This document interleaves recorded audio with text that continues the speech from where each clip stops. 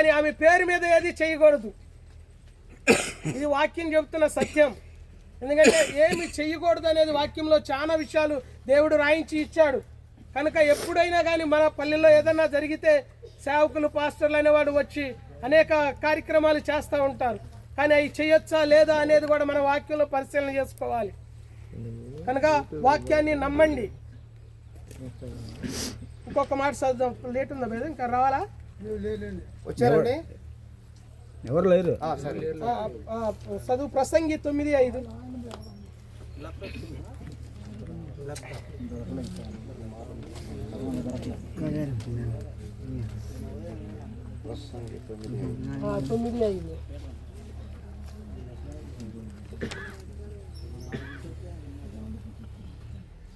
బ్రతికి ఉండి వారు తాము సత్తులని ఎరుగుదురు. బ్రతికి ఉన్నప్పుడే ఎప్పుడైనా గాని మనం చనిపోతామని గుర్తుపెట్టుకోవాలి.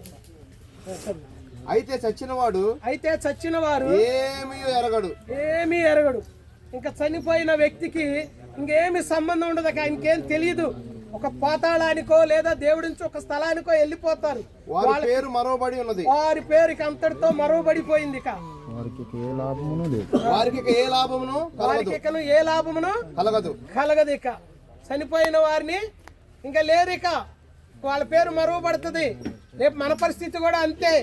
ఇంకా వాళ్ళ పేరు మీద ఏది కార్యక్రమము చేసినా కానీ అది వారికి సంబంధం ఉండదు. వారికి తెలియదు.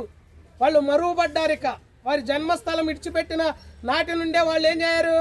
మరువబడ్డారు. ఇక ఇంకా వాళ్ళని ఎన్నడూనూ జ్ఞాపకం చేసుకోకూడదు ఇక అని ఎవరు చెబుతున్నారు? వాక్యం చెబుతుంది. కనుక మీరు నమ్మండి. ఇంకొక మాట చదవండి. ప్రసంగి 12వ అధ్యాయం 7వ వచనం. నువ్వు చదువు బెదరది గట్టిగా. మన్నైనది వెనకటి వల్లే మరలా భూమికి చేరును. మన్నైనది మునుపటి వల్లే మరలా భూమికి చేరును. ఆత్మ దాన్ని దయచేసిన దేవుని యొద్దకు మరలపోవును. ఆత్మ తను దయచేసిన దేవుని యొద్దకి పోవును. కనుక మనము మనుషులుగా మనం పుట్టినప్పుడు ఏదేను తోటలో ఒక అద్భుతం జరిగింది. మనిషిని మట్టిగా దేవుడు తయారు చేసి ఒక బొమ్మగా చేసి తన జీవవాయువుని ఆయన నాసికరంధ్రంలో ఊదినప్పుడు నరుడు జీవించు ఆత్మగా మారిపోయాడు. నరుడిలో ఉన్న ఆత్మ మంది కాదు, అది దేవునిది. ఒక ఆత్మ సర్వలోకము కంటే విలువైనది. లోకములో ఎంతో కనపడని ధనము, వజ్ర వైడూర్యాలు, ధనవంతులు ఎంత ధనము పోగు చేసినా కానీ ఒక ఆత్మ విలువ కట్టలేనిది. అంత విలువైనది మన ఆత్మ. ఈ ఆత్మని ఈ శరీరం వెనక పనిచేస్తున్న ఒక శక్తి తాగుడికి బానిసం చేస్తుంది, వ్యభిచారానికి బానిసం చేస్తుంది, లోక ఆచారాలకి బానిసం చేస్తుంది. లోకం నుంచి మనల్ని విడిపించుకోనీదు. అందుకనే లోకం నుంచి విడిపించడానికే ప్రభువైన యేసుక్రీస్తు ఈ లోకానికి వచ్చి నీ కొరకు నా కొరకు ప్రాణం పెట్టాడు. ఆయన విలువ, ఆయన ప్రాణం విలువ మనం వెల కట్టలేనిది. ఆయన రక్తం చిందించిన వెల మనం కట్టలేనిది. కానీ మన ప్రతి పాపమును క్రీస్తు ఎదుట ఒప్పుకుంటే క్రీస్తు యేసు రక్తము ప్రతి పాపమును కడిగి మనల్ని పరిశుద్ధులుగా నిలబెడుతుంది. హల్లెలూయా. అందుకని ఇక నుంచి అయినా కానీ మారు మనసు పొందండి. యేసుక్రీస్తుని తెలుసుకోనండి. ఆయన ఎందుకు ఈ లోకానికి వచ్చాడు, ఎందుకు ఆయన మరణించాడు, ఎందుకు ప్రాణం పెట్టాడు అనేది. మనం మట్టితో చేశాడు దేవుడు. ఆ మట్టితో చేసిన మనను మట్టిలో పెట్టినప్పుడు మనం మట్టిగా మారిపోతాము. కానీ ఆత్మ ఉన్నది కదా, మరలా ఆత్మను దయచేసినా ఎవరి దగ్గరకు పోను? దేవుని యొద్దకి పోతుంది. అయితే ఇప్పుడు వెంటనే దేవుని యొద్దకు వెళ్ళదు. దేవుని యొద్ద ఒక తీర్పు దినము జరగబోతుంది. ఆ దినాన ఆత్మ మనది కాదు. ఆయన నోటితో ఆ వాయువు, ఆ ఆత్మను ఆమెలోనికి అనగా ఇంద్రమ్మ గారిలోనికి ఊదాడు. అలాగే నీలో నాలోనికి ఊదాడు. ఇప్పుడు మనం గాలి పీలుస్తాం, మళ్ళీ గాలి పీల్చుకుంటామా లేదా? గాలి వదులుతాం, మళ్ళీ ఏం పీల్చుకోవాలి? గాలి పీల్చుకుంటాం. అలాగే దేవుడు తన యొక్క జీవ వాయువు మనలోని కుదాడు. ఈ వాయువు అనగా ఈ ఆత్మ మళ్ళా తిరిగి దేవుని యొద్దకు పోవాలి. కానీ దేవుని యొద్దకు పోయినప్పుడు ఈ ఆత్మ గురించి మనం ప్రతి ఒక్కరిని లెక్క చెప్పువారుగా ఉండాలి. మనం ప్రభువా నీ కొరకు నా శరీరం అప్పగించా, నీ కొరకు నా ప్రాణం అప్పగించా, నీ కొరకు ప్రభువా నా సమస్తము నీ కొరకే అప్పగించా ప్రభు అని మనం చెబుతున్నప్పుడు ఎలాగూ అప్పగించామనేది దేవుడు మనకి స్పష్టంగా తెలియజేస్తాడు. కనుక సిద్ధపడండి.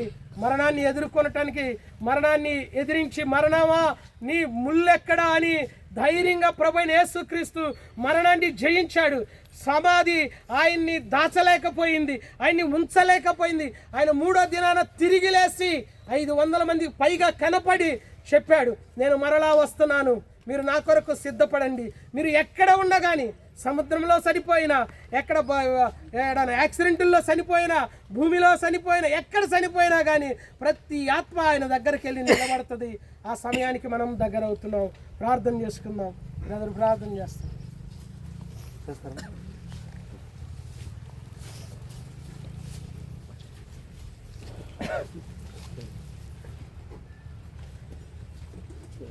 ప్రభుపేట అందరికీ వందనాలు.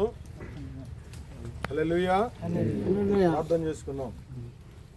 మహాపరిశుద్ధుడా యేసుక్రీస్తు ప్రభువా, మీ పరిశుద్ధమైన ఉన్నతమైన శక్తి కలిగిన బలమైన నామమును బట్టి మీకు వందనములు, స్తుతులు, స్తోత్రం చెల్లిస్తున్నాము తండ్రి. ఈ దినమును నా తండ్రి, సహోదరుని నా తండ్రి నాయన, రాజ్యములకు మీరు పిలుస్తున్నందుకు నీకు వందనాలు ప్రభువా. మీ పిలుపును నా తండ్రి ఎవరైనా కానీ నా తండ్రి నాయన అంగీకరించవలసిన వారే తండ్రి. అయా ఇదిగో ప్రభా, నిలబడి ఉన్నటువంటి ప్రతి ఒక్కరిలో నా తండ్రి నీ ప్రేమను అర్థం చేసుకుని, నీ శిలువ మరణమును అర్థం చేసుకుని ప్రభా రక్షించబడుటకు సహాయం దయచే తండ్రి నీకు వందనాలు. అయా దావీదు గారు అంటున్నాడు నాయన, తనకు మరణకాలము సమీపించినప్పుడు రాజుల గ్రంథంలో మనుషులందరూ వెళ్ళవలసినటువంటి మార్గంలో నేను వెళుచున్నాను అని తన కుమారుడికి చెప్పాడయ్యా. అలాగ మీరు నా తండ్రి నాయన, మీరు సజీవుడిగా ఉన్న దినముల్లో మీరు చెప్పారు. తర్వాత నా తండ్రి అపోస్తులు చెప్పారు ప్రభా. ఇప్పుడు నీ బిడ్డలైనటువంటి సేవకులు చెప్తూ ఉన్నారు నాయన, ప్రతి బిడ్డకి నా తండ్రి గుర్తెరిగి నీ యొక్క ప్రేమను అర్థం చేసుకుని రక్షణ బుద్ధుడికి సహాయం తెచ్చేతండి. అయా ఈ పార్థివ దేహాన్ని మీ చేతులకు అప్పగించకుండా నా తండ్రి నాయన, ఆత్మని సన్నిధికి చేర్చుకోండి నా తండ్రి. ఆ కుటుంబానికి నీ ఆదరణ దయచేతండి.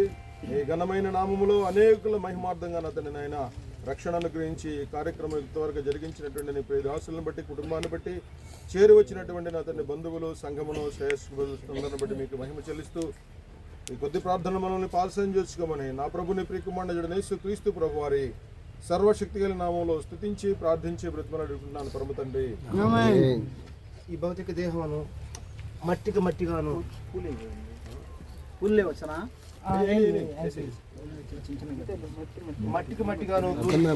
అప్పగిస్తున్నాను.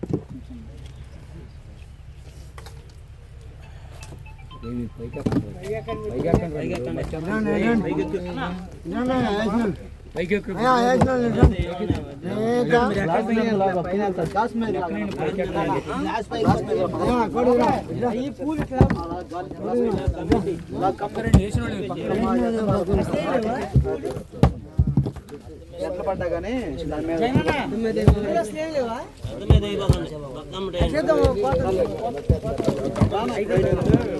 ఒక దండంట పైన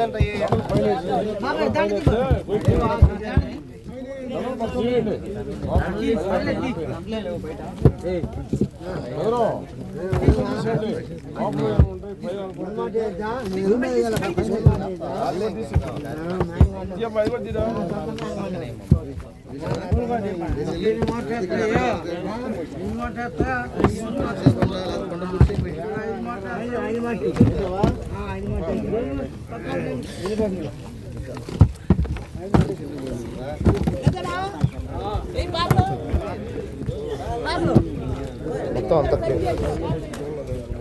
పైకి